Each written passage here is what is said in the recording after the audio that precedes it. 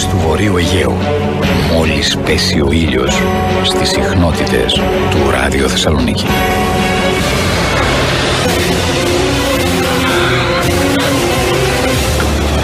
Μια περιπέτεια επιστημονικής φαντασίας.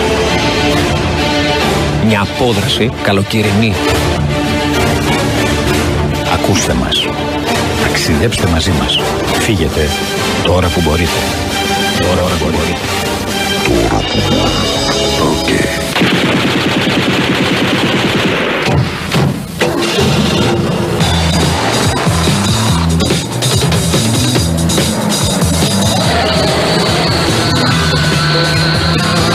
Καλώς.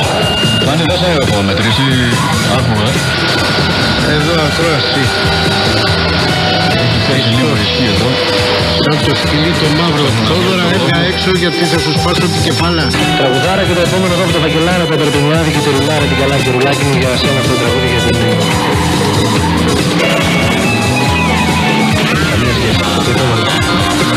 Να είστε καλά. Οι πειρατές του Βορείου Αιγαίου στα μεσαία κύματα. Μιλάμε για πολύ κύμα. Επικοινωνία από το χρονοτούλαπο. Χωρίς σύρματα και ίντερνετ. Κλασικά στις ραδιοσυχνότητες. Πέμπτη βράδυ, μόλις πέσει ο ήλιος. Με πολύ φουφού και ένα-δύο. Ένα-δύο. Ένα-δύο. Ακούστε μας μόλις πέσει ο ήλιος. Εσείς, αυτό δεν έχει ούτε τιμόνι. Πώς το κουμαντάρετε?